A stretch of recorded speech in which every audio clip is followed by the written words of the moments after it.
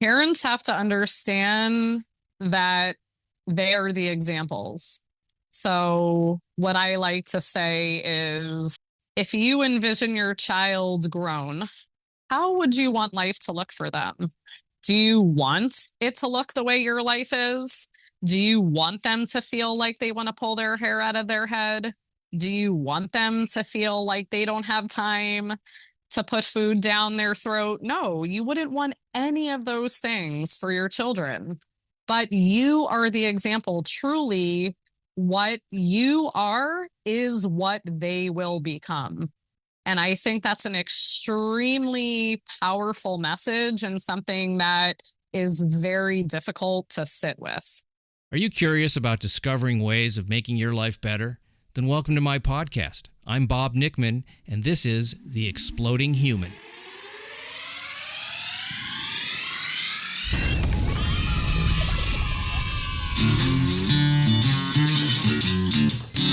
Listen in while I talk with all kinds of people in the fields of personal growth, health and healing, alternative therapies, psychology, spirituality, environment, and the future. I'm looking for those answers that make life better for everyone. You'll meet cutting-edge practitioners, doctors, artists, filmmakers, business people, and those who have overcome challenges. The brave, the curious, anyone who is out there helping us humans to explore, expand, and explode. Hey, welcome to The Exploding Human. My name is Bob Nickman. My guest today is Amanda Alcorn. She's the creator of Wild Uhane, which is a wellness and lifestyle brand devoted to helping women reconnect with authentic joy through spiritual connection, intentional living, movement, and motherhood. Amanda's a lifelong athlete and the mother of 7 children, and we talk a lot about pressures and expectations that have been put on women for a very long time, and how women can balance the demands of motherhood with their own needs. Amanda talks about developing one's intuitive spirituality and holistic living. She's an author and the creator of the book, The Embodied Mother, a philosophy centered on healing women through presence, body movement, nourishment, and self-reclamation. So let's jump in. This is Amanda Alcorn. I liked what you said to start with. You said it's going to be quieter here at the beach than at my house, because you have 7 kids. So, which I understand how busy that can be. And, I think one of the things that let's just talk about how you got started in the wellness field, because you grew up on the East Coast. And if you're anything like my upbringing, wellness wasn't even a word when I was a kid. You didn't even hear it. Longevity, health, balancing your life. None of that stuff was even a thing. It's just something as, I became an adult, I kind of started to look at, because a lot of the conventional thinking didn't really work. I was a competitive gymnast growing up.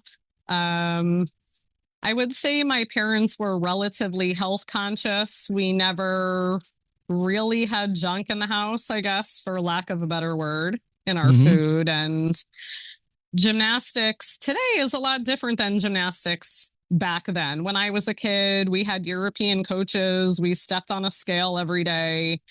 We're kind of berated for whatever weight we were. So that whole thing, just being conscious of healthy, although please don't, mistake that for me believing that kind of lifestyle is healthy at all.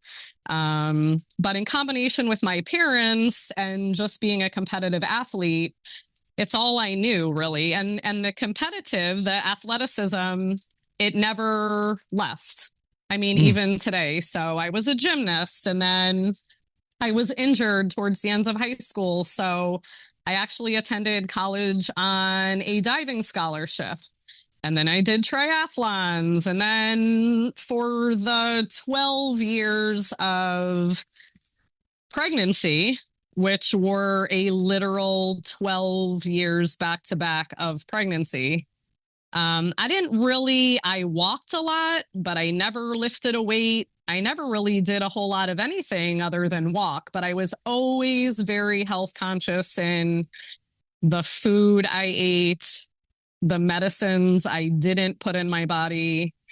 And, then rolled into postpartum, I would say maybe 4 months with my youngest and last baby, into CrossFit.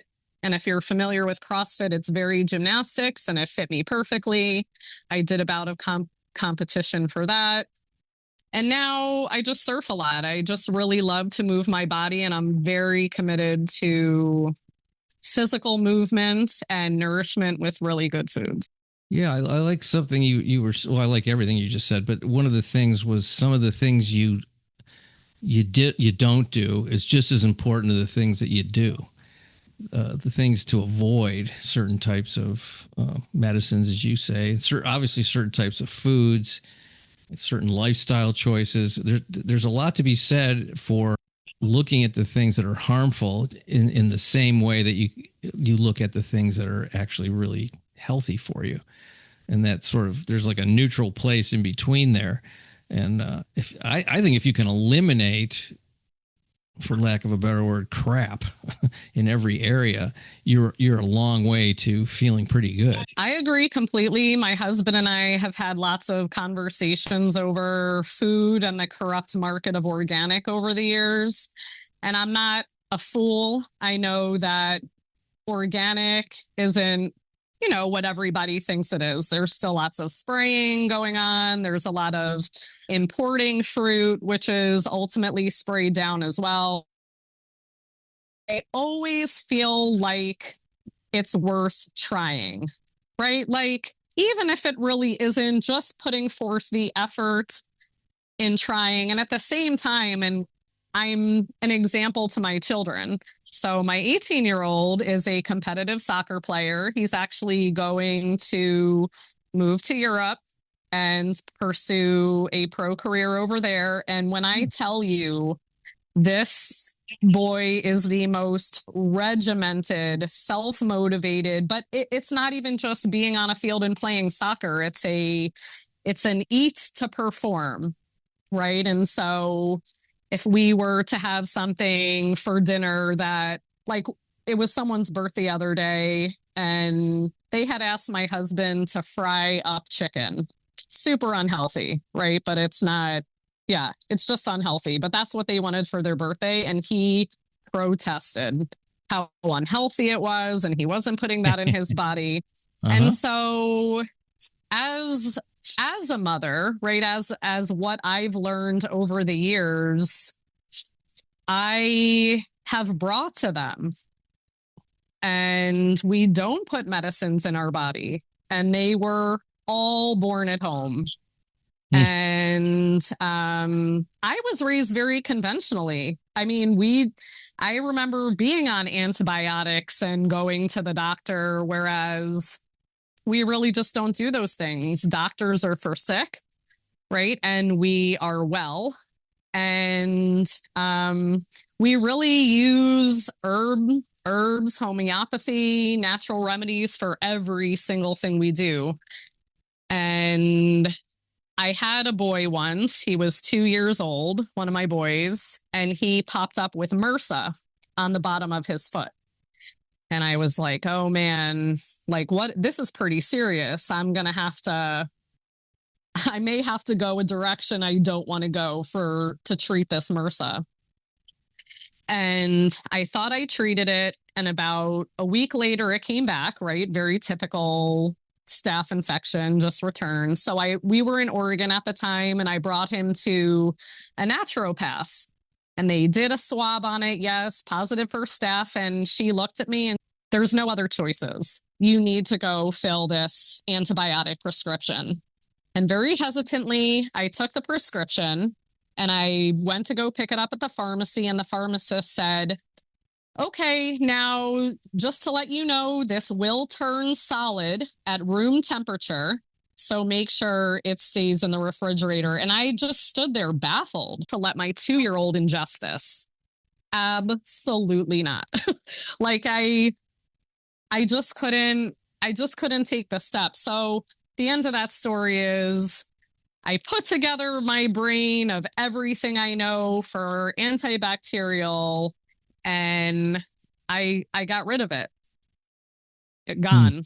Completely healed without any harsh medications. And so really, I love that example because it's such a strong example of how deeply I believe in natural healing and the body's capability of doing that. And part of what I do, it is spiritual and emotional and mental health, but there's also this physical component to what is joy.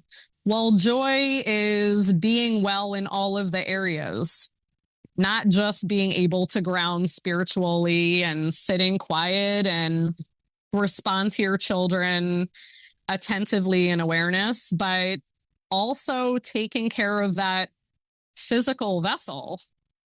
It's all we've got. It's what we've been given in this life. And I have found adults in general, right? But I'm specific to mothers in my current work, don't know how to take care of it. And there's no trust in the body's ability to remedy. It's like, we don't even have we don't have Tylenol in our house. We legitimately don't have Tylenol. Like, it's just herbs and homeopathy and salve. Well, this is something that I've always thought about, which is that when you're born, you're given three things. You're given a body. Hopefully it's in good shape. Most people are born healthy. Most people are. You're given an unknown amount of time, and you're given some kind of a spirit, a soul, whatever you want to call it. So there's only really three questions. How do you take care of your body? How do you spend your time? And how do you nurture that soul? And they're all connected, obviously. When I break it down to those three things, it makes life rather simple in one way. That is this who or what I want to spend my time doing? And is what I'm doing the best thing for my body? And does this feel intuitively correct, the right, authentic, whatever the word would be, a spiritual sort of approach to things? When you ask those questions, the answers to those kind of is a guide to, I'm talking about ideally here, because obviously no one can do this perfectly or even close, but pretty close. And it sounds like that you've made those kinds of decisions as really the underpinning of the way you live. Physically, it was easy. It was just kind of what I was born into, and a lot of people aren't. So they have a lot of learning to do in that area of taking care of the physical body. But it was only really recently, only over the past few years, where I really anchored down my spirituality. And with that came emotional wellness, mental wellness. When I reached a point of understanding that that's where I was, that I wasn't reactive and yelling at my children, but I was responding to them. And I was very, very aware of how I was feeling when something would trigger me. So I would be very aware of what I was feeling. And instead of snapping back, I could take a deep breath and sit in that moment and respond the way I would want them to respond to their own children. But once I kind of put all of that together, the spiritual, emotional, mental, and then, again, that physical component was already there, life really opened up to me. Mm-hmm. I mean, amazing things transpired because I began this relationship of the deepest trust in my life and what I was doing. I mean, it all really started with a trip to Colorado. I was actually at the Olympic Training Center with one of my boys who was a gymnast at the time, but it was the first time I was there by myself without a nursing baby. And I went into the mountains by myself. I dropped him off at practice. I went into the mountains by myself and I literally got lost. And in that moment, it was like everything came back. What had happened to me when I became a mother? I had lost so much of what I loved to do because I felt my life was no longer really about me. It was about raising and taking care of these little people that were now my full responsibility. But I lost myself. And that is the narrative, that grind, the mom grind is what I like to call it, where we're endlessly running errands. We're cooking dinner, we're bending over backwards, we're not spending time moving our bodies naturally, we're not taking the time to put good food in. It's the mom grind, and it is the narrative that mothers are holding, and they have been holding for such a long time because they watch their moms do it. But it's not my narrative. My narrative is of living in complete, authentic childhood joy. And I honestly, this is my life. I wish for every human in the world to feel the joy that I feel. Oh, I was going to say that I think most women feel like there's not time to do that, is what that you're talking about. That it's like, there's so much to do to take care of even one child, let alone multiple kids, that I don't have the time. There is no time for me. That's, I think, and there's a frustration and almost an anger about, and a duality with, I love being a mom and I love these kids, but I hate what's been taken from me. I think that's how a lot of women feel, and I'm sure those are the women that come to you for your work, for your help, feel that way. And it's it's a frustration, and and I think if what you're offering, and it sounds like this is what you're offering, is a way to do both in some kind of a balance where you don't feel depleted 24/7, where you don't feel pulled at and tugged at and marginalized in your own life, in a sense. When you were talking about snapping at your kids, I mean, how could you not? I mean, their kids are annoying, as part of what they do. They're really good at that because they're little.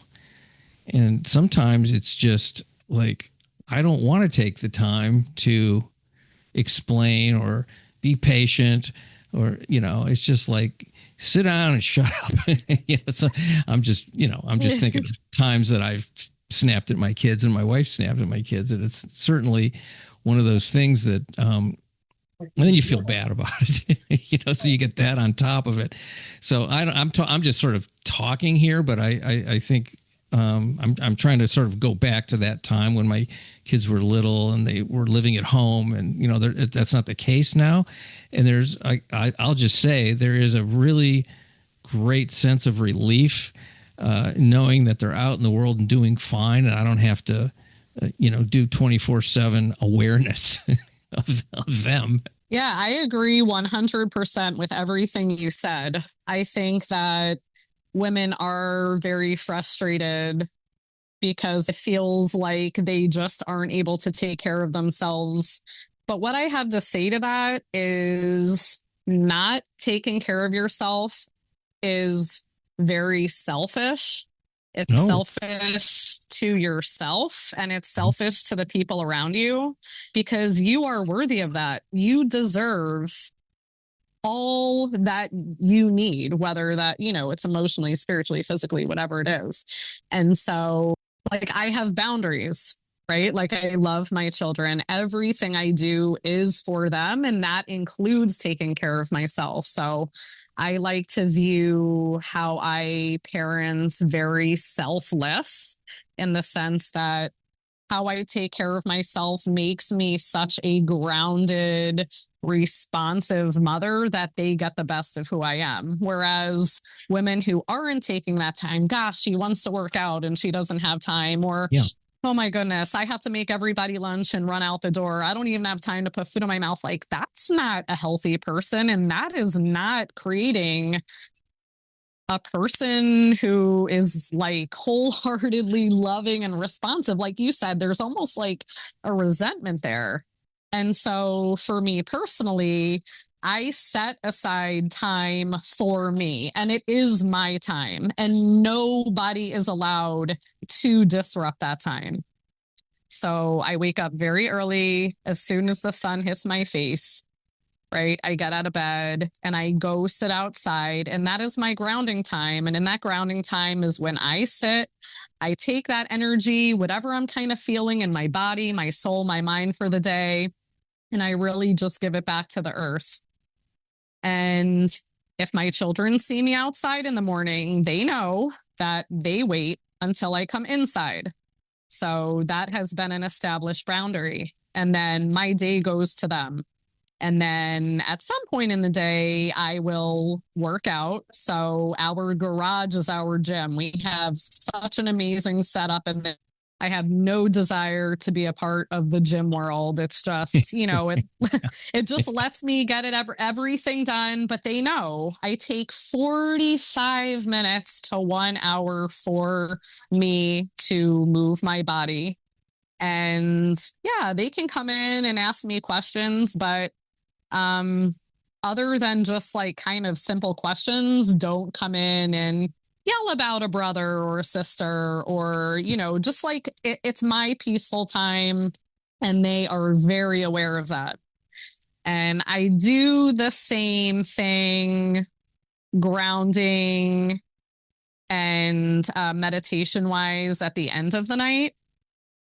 But what I'm trying to show is that there is time. It needs to be intentional, and it needs to be received by everybody in the family. If I'm outside, don't come outside. I'm not out there hours. I'm out there by the time they get out of bed, I'm out there minutes. Right? When I go into the garage, they're playing outside. They're on skateboards and bikes and doing whatever else. There's no internet access or sitting on the TV.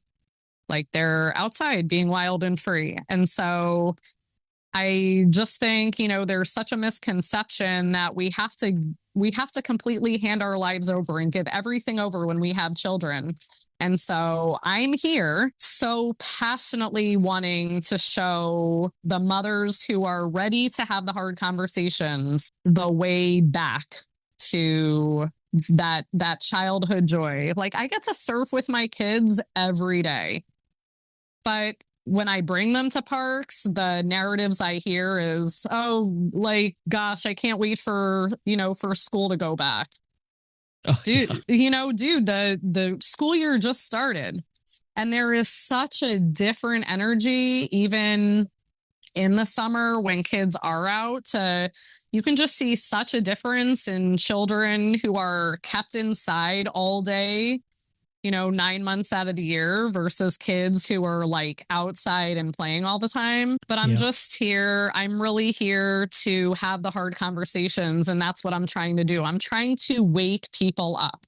This particular journey is called the Embodied Mother, and it is hierarchical in its process. So I begin women with what's most important, which is grounding their energy, understanding a stillness. And this is easy work, but it isn't. No, let me rephrase that. It is simple work. It is simple, but it is not easy. It begins with creating that spiritual, emotional, mental foundation, spiritually, whatever that is for her. There's no religion behind it, right? If you can pray to whoever you want to pray to. And then once that has been established, which I suggest a few weeks, right, that process continues, but it builds. So now we're going to keep focusing on that grounding, that meditation, that emotional and spiritual wellness. But now we're going to start to factor in family and career. And what do I want for my children? Is school working for us? Are all these activities what I want to do, running until every night? Where can we change that? And I don't love my job. I would love to work from home. Like, what are my gifts to offer the world?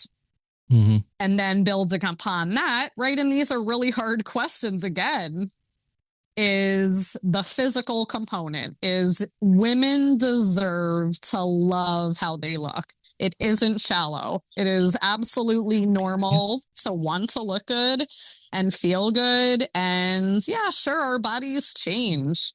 We're carrying babies. We're bringing miracles to life. So just, really, but it's all embodiment. So How does the movement you're going to choose make you feel?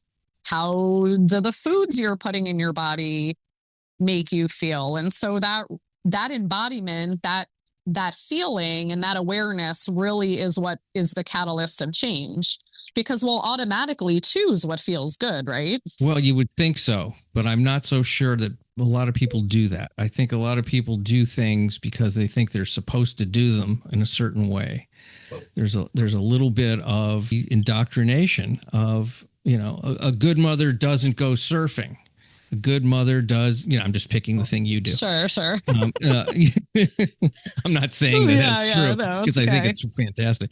A serious mother, doesn't do this. A dedicated is the other one. A dedicated mother doesn't go out to her garage and work out for an hour. She makes sure every single kid at every single moment has everything that they need during that time. And so there's like a mindset, I think, sometimes that, and this is where the resentment comes from, I don't think people really want to do that.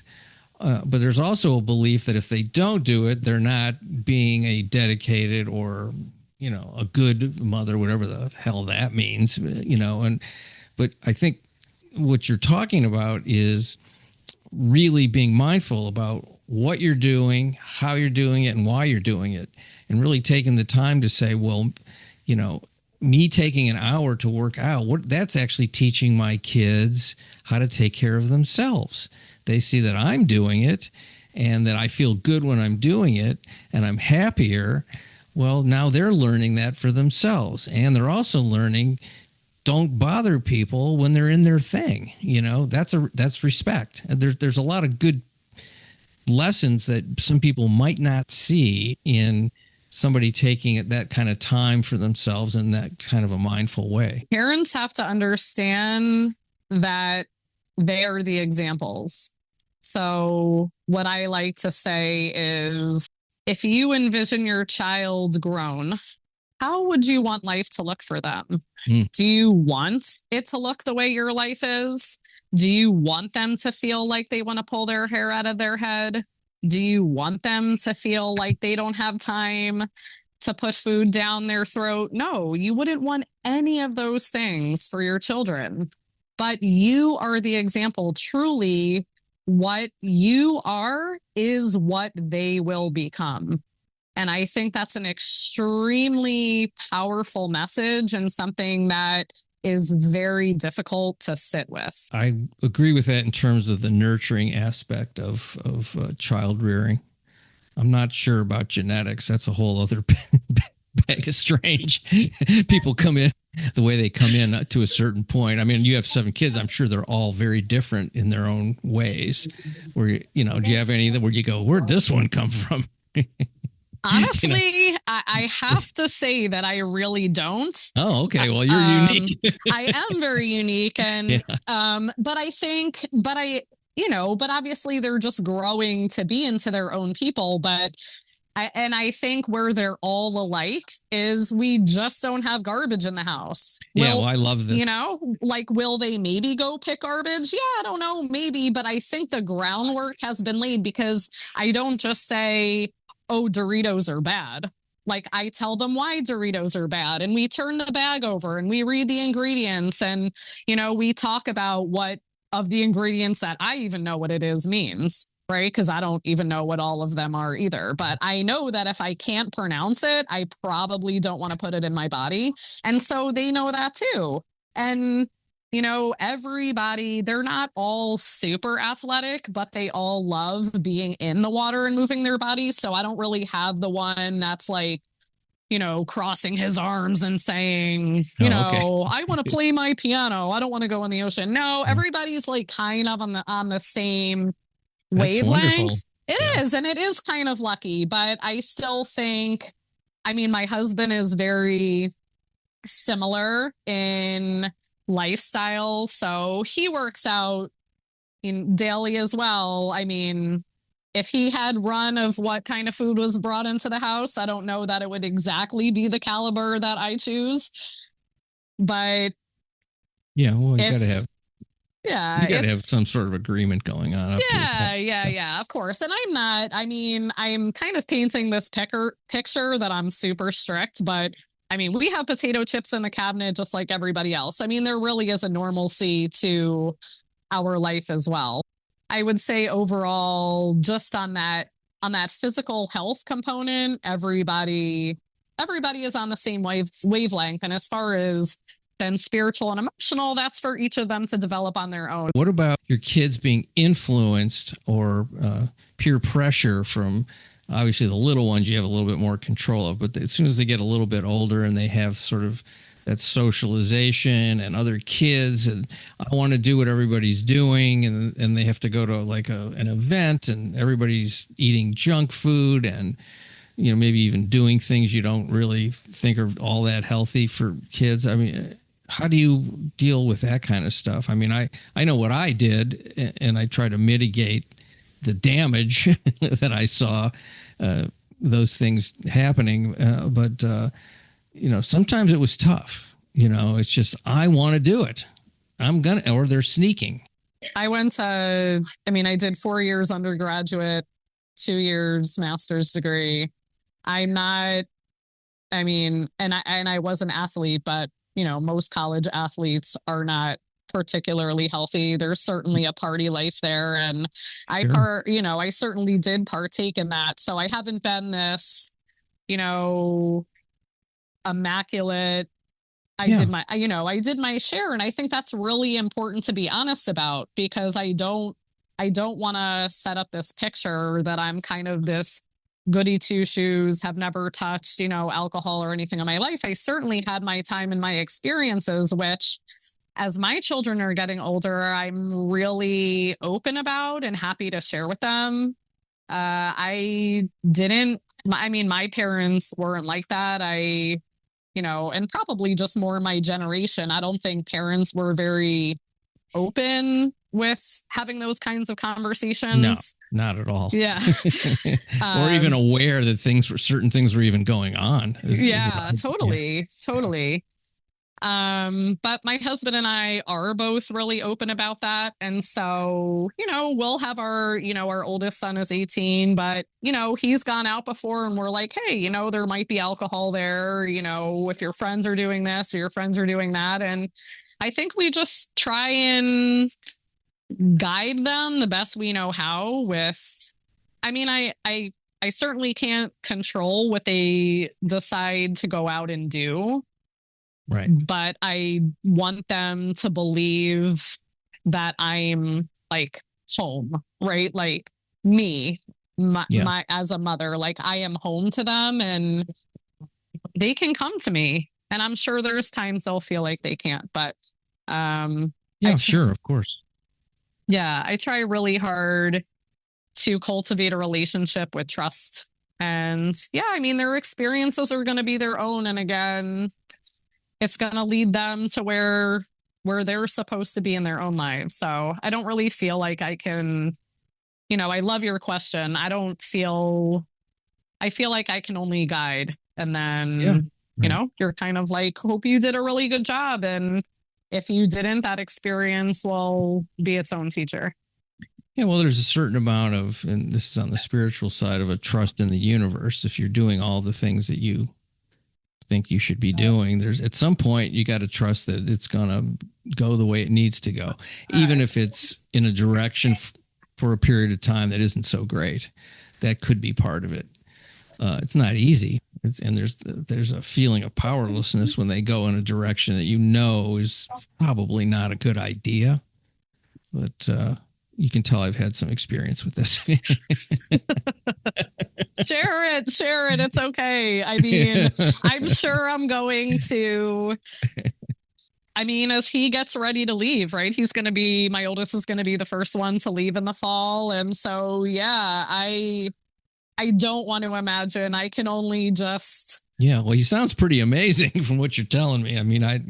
It's I can't imagine being that disciplined and gung ho about a passion that's so clear at that age. That's really a very fortunate young man to be able to say, oh, when I get out of high school, or when when I'm going to go do this and have a plan. I mean, I was pretty much floundering at 18. I had things I liked and that I wanted to pursue, but it certainly wasn't some of the conventional ways that I was encouraged to go in. My upbringing, there weren't options. My parents were college graduates. They both work full-time corporate jobs, and that's what I was going to go do. Because that's how I was raised. I never, not going to college never crossed my mind. It's just what I told I was going to do. I was happy to go do it because that's the only way I was going to be successful in my life. And I no longer see life that way. I did a stint as a college professor for a while, and that is the extent to which I ever use my formal education. And so, there's lots of conversation in our house with these older guys about, oh, like, I would love to go do this, or I would love to go do that. And, do you think this is possible? And I just say, listen, don't chase money. Don't chase a title. Just follow your heart. Whatever your heart wants to do, wherever it wants to go, just go in the direction of that. And I know that sounds so cheesy in a way, like, oh, follow your heart. But I'm really just such a wonderful example of that, because I wasn't happy with what I was doing. I had 3 boys who were competitive gymnasts, and since I was also a gymnast, I had coached my whole life. And so I had decided, wow, I miss coaching. I had done it in my 20s. I'm going to go back to coaching. And I did it for a few years while they competed also. But I felt like I had to do it because it was money that we needed. And I felt like so many people. I felt so financially tied to it. And I just took a step back one day. And at the time, this is funny because originally in this little business of mine, I was making and selling soap. So simple, but I was already making it for us because I'm particular about what we use. And people were just like, oh my goodness, like, can I buy some? Can I buy some? And so then I made so much at one time that it just became this little business. And so what I decided in the very beginnings of that spiritual journey and feeling like, man, I do not want to coach gymnastics anymore. I am there till 9:00 at night. I'm not seeing my little girls to bed. The gymnasts I'm with seem like they couldn't give a crap if they were here at practice or not. I was like, you know what? I think it took a really long time. But I decided to take a step back, and I decided to let this little soap business that I was working on. And that's how it all really began. But it's just such a great example of like, well, what do you love to do? And seeing if what you love to do, where can you sub it in? What can it grow to for you? And so this little soap business, once I got to Hawaii, I realized, man, I don't even want to I don't want to be about soap. I'm so I have so much more. And I mean, and at this point I, felt very spiritually grounded and connected, and I landed in Oahu, and I had wanted to move here 20 years ago. And my parents said, nope, it's too expensive there. That would be a terrible idea. And I'm grateful for that decision, obviously, because it brought me down the path that was meant for me. But it was such a homecoming when I stepped off that plane. It was like everything was exactly the way I remembered it looking when I stepped off the plane, and the rolling hills. And then, you take a trip into the windward side, which is where we live. And I realized that I was here to do something so much bigger than sell soap. And with that, I launched on yet another spiritual journey, very intense. I had many mentors along the way. And I kind of came full circle around this idea that I was supposed to show women the way back to authentic joy. That was a hard one to receive, believe it or not. because I felt that in the last 18 years of parenting. I had felt that many times.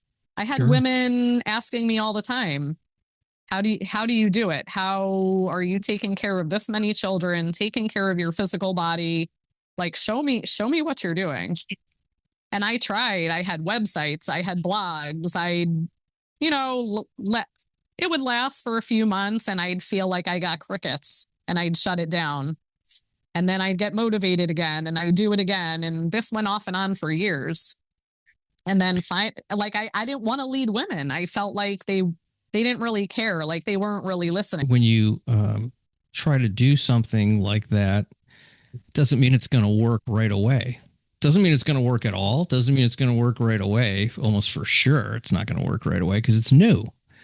And then you have that self-doubt, or maybe not about your ability, but about, is this a valid thing? I mean, I've had that with a number of careers that I've gone into where I'm like, am I good enough to do this? Does anybody want this? Is this something, is it frivolous in terms of any kind of longevity? But I always had this question of, and this I've had this since I was a teenager. When I'm lying there on my deathbed, which, if that's how I die, on a deathbed, kind of how you like to fantasize about it. Yeah. But I don't want to be wondering, could I have done something, but I didn't have the balls to try it. That was a big motivator for me to try things that really weren't encouraged by my family or society, or they were out of the box, like, in a lot of ways. Growing up in Ohio, there wasn't a wide variety of choices that were presented. Did you ever have one of those tests? I think they were called like career interest tests or something. It wasn't like a grade or anything, but they would pass out these forms and they would give you these like options for careers. And you had to sort of, which interested you the most, and it was all within this really narrow band of careers, that most of which I didn't even know what they were as a kid. It's like, what's an engineer? I don't know what that is. I don't want to do that. And I remember taking this test and turning to some kid and going, I don't want to do any of this. I think it's important to sort of daydream about what that might be if there were no financial constraints or societal constraints or parental, expectations. That's kind of a valuable exercise. And I would say that's a spiritual exercise, actually, to allow yourself to travel to something that maybe is not presented to you in a way that makes it this isn't viable. It's not realistic. It's not practical. You hear those words and there is some truth to that stuff, some, but it isn't the ultimate truth. It's like, Hawaii's too expensive, don't move there. Well, that's a statement. It might be true, might not be true, might be something in between. Obviously it's the perception of the person saying it. Are you going to be the exception? Are you, do they really have the information? Is that going to happen to me? There's a million questions when somebody makes a statement like that. I'm back to you here for a second, but it's, I think it's valuable to sort of let your mind not wrap itself around other people's ideas, or even your ideas that really aren't your ideas in the first place. I am a very strong believer in the idea of manifestation. Like I had mentioned earlier in the conversation, we were in Ohio and I was in Colorado Springs. And that's kind of where I felt like I remembered the stuff I really loved to do. And in that moment, I missed it. But what I didn't add to that story is that it was at that moment that I knew we needed to leave where we were, because I felt this fullness for life. Like I felt like I had so much to offer life. Like I had so much to experience, and I was sitting in the Midwest. And I called my husband from Colorado, who's like, he's knee deep in a corporate job. And I'm like, hey, like, we really need to think about going. And he was like, no. And I'll spare you the entire, it is a long story, but in that moment, I definitely triggered this, like what was to come. And I worked on Colorado and him for probably about 9 months. I'll rewind a little bit. At the 7-month mark, I became extremely frustrated. And I was spiritually grounded at the time. And I just kept dreaming of this place that my family was going to be outside year round. And I picked Colorado just because I had been there and I love the Rockies, and the people in Colorado are outside in the winter too. And I was like, wow, how amazing. Like, we won't be locked indoor in the winter and we'll be in Colorado and it'll just be so beautiful and perfect. But he wasn't budging on Colorado, and I could feel it. Like, I literally sat outside in my meditation and said, I don't know better than you. I am handing Colorado over to you. And I really did. I like pushed the idea up to the sky. I don't know better than you. And I know, I can feel that I'm not supposed to be here anymore, but I don't know where I'm supposed to be. And I could potentially be pushing a place that you don't really want. And about a month later, my husband called me and said, how would you feel about moving to Hawaii?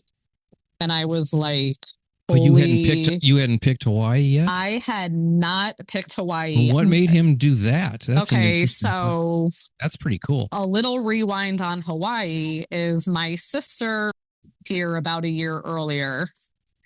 She moved here with her family, and she has 10 children, and her and I are extremely close. We're best friends, and we've never lived together as adults. No. Okay. And so I never, right, going back to this idea of what's realistic, like, what are you asking for? I never chose Hawaii. I was like, he's already complaining that Colorado's super expensive. Hawaii's not even a consideration. And I never even asked for that. I just always remember talking to her and being like, oh, how cool, they're going to the beach today. And wow, like how neat they get to be there. But in my own asking, I just was like, hey, like, God, I'm getting this idea here that Colorado is in my place. And I know I'm not staying where I am. So wherever you want to put me, I am going to trust in that place. And I never thought in a million years Hawaii would pop up. I thought, we were very open to being on coastal states because we love the ocean. We wanted to be outside year round. So there was kind of that like evaluation. Okay, if you end up in North Carolina, like, what is winter going to look like? That kind of stuff, like blah, blah. But I never ever in a million years thought Hawaii. But that's like the power of manifestation, because I think when we can truly surrender this idea that we know better and we want a certain thing, that things have the possibility to turn out even way better than we thought possible. And my move here, how this all manifested for us, is that example. And I believe the wildest dreams can come true. I don't even know that I believe in the word realistic. Realistic is silly. It's limiting. We're like programmed to believe that, we have this amount of money and we're sitting in this job and that's how life is. And we're all praying to God that somehow we can get out of the job we hate sooner rather than later and find something better. And that's like, that really is our society. It's our world. It's like, set the alarm clock, wake up, go to a job we don't really love, but we're tied to. And I don't believe that for life at all. And it is what I am trying to show my children. I'm just trying to get people who are willing to open up to possibilities to understand that they've been programmed to be unworthy of the most beautiful things. It is our birthright to experience life as joyful and beautiful and all of the abundance, and I don't even mean that financially, but in love and the community and the people around us. And I am proof of that. And I'm not special. I didn't get lucky. I just did the work that came to me. And I realize, it's just so far out of the box and a lot of people aren't there, and that's okay. I'm here for those that are ready, that are listening, that are, ready to be like, you know what? Life has so much to offer me, and I don't love my job, and I'm going to figure another way to support me and my family. What you're offering, which is a wonderful thing, is information about possibilities and permission, in a sense, for people to go, oh, you mean I can do that? And you're like, yeah, of course you can. You can do that. It's okay. And then some guidance on how to do that. Does that describe your what you're doing pretty well in term, not the specifics, but the idea of it? Yeah, I think so. Earlier in the conversation, you had made a comment about, a good mom attends to her children, a good mom, and just that, like, really, like what women are holding and what feels like permission. And I think that women, and again, I say women, but I'm actually in the middle of generating all of this. So for humans, so that women who aren't mothers and men can feel included in this, because it really is human work. It's not just mothers, right? But mothers infuse little boys and little girls who will grow to be loving fathers and loving mothers. So that's why I focused in on the mother, because she is this queen who has this influential capacity on the little people in her home, and those little people in her home are going to grow up to be adults. And then I see it as one big circle, which changes the vibration of humanity. So let's talk about, before we part ways for today, your company, the name, and how people can get a hold of you. I think it's, I'll see if I pronounce it right, Uhane. You've almost got it. So what is it? Uhane. Oh, Uhane. It's two O's. I saw that. I saw the phonetics. Uhane. So it is Hawaiian. It's the Hawaiian word for spirit. Okay. So solar spirit. So it's Wild Uhane. So it's, I am not on social media. That is very intentional, but I do have a website. So that is me too. I'm the same guy. Yeah. I don't. Yeah, I don't like it, so I just don't do it. It's life sucking. And so, yeah, it's very hard to be a present moment in life kind of person when you're so worried about what everybody else is doing. So I appreciate people like you who can help me, spread my message and, what this is about. So it's Wild Uhane, www.wilduhane.com.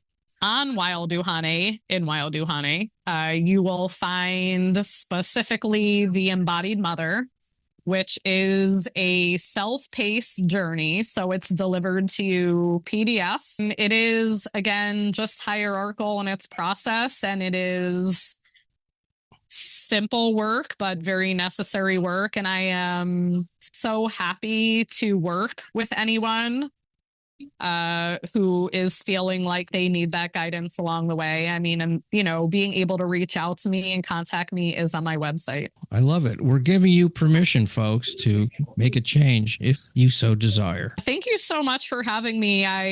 I'm really so excited about it because, again, and hopefully it came through here how passionate I am about it, and how folks in general, but mothers, I'm giving you permission to step back into your power. Life is so beautiful, and it really is so joyful when you can just make some really simple changes to reclaim that. I just, as you were talking, I remembered a moment in my 20s when I asked my mother if she would have done anything differently. Kind of a scary question to ask your mother. And she goes, yeah, I would have done more for myself. Yeah. Wow. And she was a little bit, she was kind of disturbed that she hadn't. She felt she didn't like it, that she had.